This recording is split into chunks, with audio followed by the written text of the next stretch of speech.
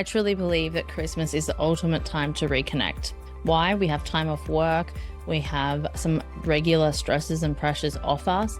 And if we plan it right and we think about it right, this can be the time that we actually rekindle our romance, get back on track, have all the conversations that we've been avoiding because it increases intimacy and connection, and just start relating to one another in a healthier, happier, more loving and connected way. Could you imagine if by the start of 2025, your relationship was lit up, on fire, passionate, and heading in the right trajectory, like the way you want it to go? Just imagine how good that would feel to start 2025 off like that. So that's what this episode is about. All of the ways that you can actually reconnect over the holidays and then start 2025 off as a loving, connected, happy couple. Sounds good, right? So one of the main ways you can do that is go straight below, hit the link, access my calendar, and you can get a free relationship reconnection call with me.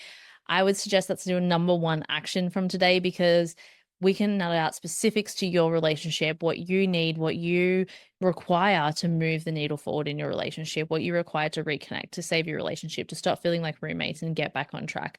So go to the link below and you can book your free call today. So what I would recommend, number one, is plan thoughtful quality time. Now, a lot of the times with Christmas silly season and all of the Christmas parties and all of the buying and all of the stuff that goes on, is you and your partner become at the bottom instead of at the top. So my clear suggestion is to get your calendars out now and put yourselves in for weekly date nights, or even more than that, like a day out together, like all different things to cultivate that connection. Actually set time aside and don't let yourselves become the last priority. Number two, personalize your greetings and cards. So with one another, you can make this stuff really meaningful and specific and make it land with your partner. It's actually an opportunity for connection. It's not just something on your to-do list. So if you can personalize what you give to your partner, if you can write them a love note, if you can share what you love, value, and appreciate for them, or get them something, a gift that is so meaningful to them that would make them think, wow, this person has really thought about me and really has listened to me over the last few months or over the year or lately even, it would mean so much to them. That will deepen your connection. Number three, rekindle shared traditions. So things you maybe did when you first met that you really loved and you really enjoyed, or start new ones together.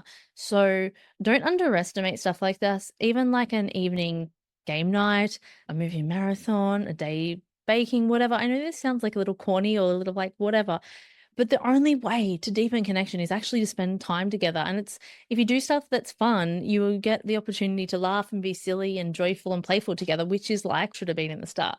So it's really important to do that. There are so many great ways that you can reconnect, like having one-on-one conversations. Mind blowing, I know, right? Honestly, when you have so many large family gatherings, sometimes it can be really hard to get that quality downtime together, to get that deep one-on-one conversation. So it's really important to have the time set aside to have these one-on-one conversations.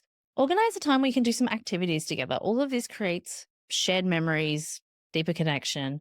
Really important. Number seven would have to be my favorite, is create tech-free zones. Designate certain times in the holidays where you can be fully present with one another and devices aside.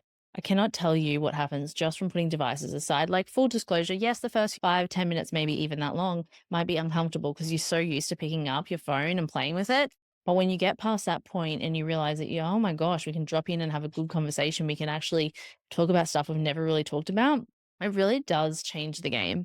Now, number 8 is a bit of a funny suggestion. And the only reason I suggest this is because if you write a reflective family letter, it actually just shows you what really great moments you've had this year. You can share gratitudes, you can share aspirations.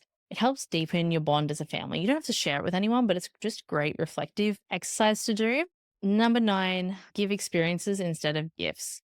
So it's really important that you can focus on like doing things together as a family or doing things together as a couple, so you actually have more memories than you do gifts. I think that would be the ultimate aim. Number 10, this is the biggest one that does not happen, especially for parents at the Christmas time, is prioritizing self-care and reflection. A lot of the times couples will just go. They'll do everything for the kids, everything for family members. And all of that is so beautiful, but it's not really when you're burnt out at the end of it. So I want you to think about, when do you have time for like reconnecting with yourself? When do you have time for personal reflection? When do you have time to take care of yourself and your relationship as well as all of the other things?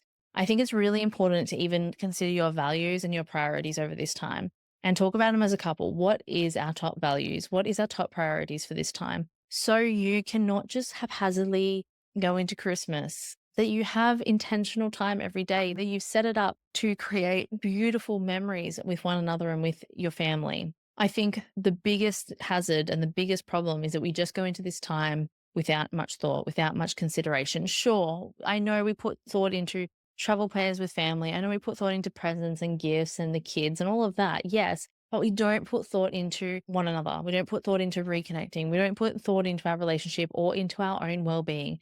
The idea in my mind is to go, yes, have all those nourishing times with family and friends, see the kids lit up and excited. Of course, that's what it's about. But it's also to nourish yourself and to go back into 2025 with energy, vitality, reconnected and feeling loved, appreciated, and valued by one another. And so your relationship is unshakable. That is literally my goal and intention for every couple, that they have an unshakable relationship. Sure, financial bills and pressures might come. Sure, stress with family or in laws might happen. Sure, maybe stuff happens with jobs, but you guys are the foundation. I use the tree analogy, is that you guys are the trunk and the roots, that your leaves might get ruffled when these things happen, but you guys don't actually shake at your core. You are super, super, super strong.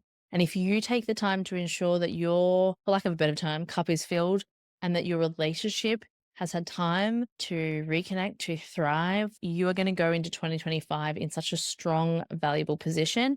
That means that you can handle things that come up, challenges that might come up. I'd love to say there'll be none, but let's face it, usually there's new things that come up.